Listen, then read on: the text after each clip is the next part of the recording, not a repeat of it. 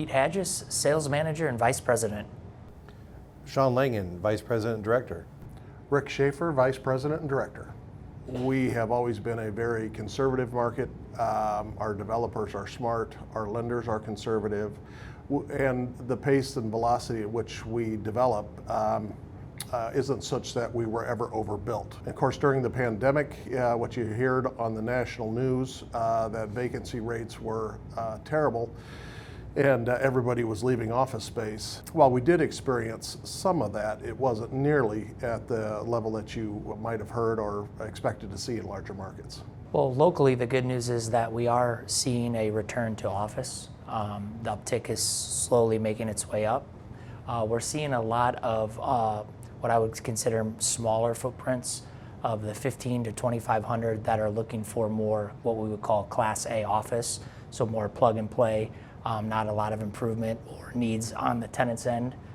So that's been nice. I would say from a standpoint of the Class B and C, we have a little bit more product and inventory available in the market, and those have been a little more challenging.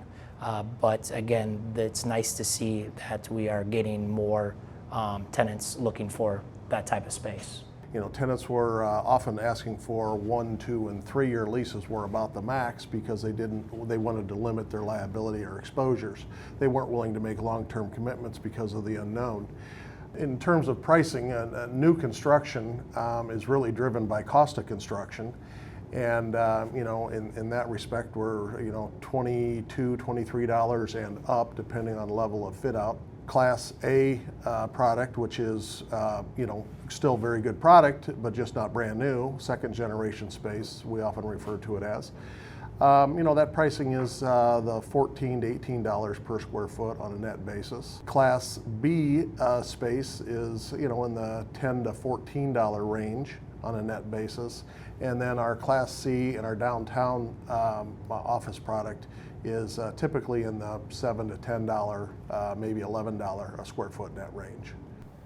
And I'll add that even through the pandemic, even though we saw a slowdown and a shutdown in office space, through the pandemic to today, those rates have been pretty stabilized. I wouldn't say they certainly haven't gone up, but they haven't gone down a lot either. So. Notable transactions that took place in recent years have often been, it was interesting to see that it's a lot of our bigger spaces were consumed by the not-for-profit sector, which I thought was pretty interesting. It's not as brisk as we perhaps are accustomed to, but it's very good to see that activity coming back. Yeah, and in addition to that, out at TBK, they're starting to put some office properties out there rather than all just retail and restaurant. When tenants are looking for new space, whether to grow or to relocate, some of the things I think that are negotiable would be some tenant improvement, maybe a little bit of free rent. I think those things would be reasonable to ask for with a longer term lease. And I think the landlords are open to bringing tenants back into their property, so I think they want to help them become successful. Leases still need to be dealt with, and when the lease expires, the conversation is about a renewal. Sometimes that considers a contraction of space because we've all changed our working habits. But the lease still needs to be dealt with. If a term is expiring, it needs to be renewed. And we've been busy with a lot of renewal activity in recent years. And, again, term will leverage improvements, term will leverage rent. Short term usually comes with a price.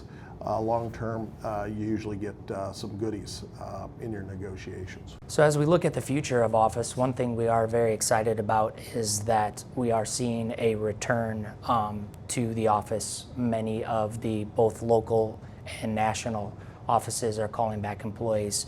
And what we're observing is that it's essential for the collaboration of both the employees to be productive in the office, and that's a good thing to see. So we're very optimistic in the future that this will only help.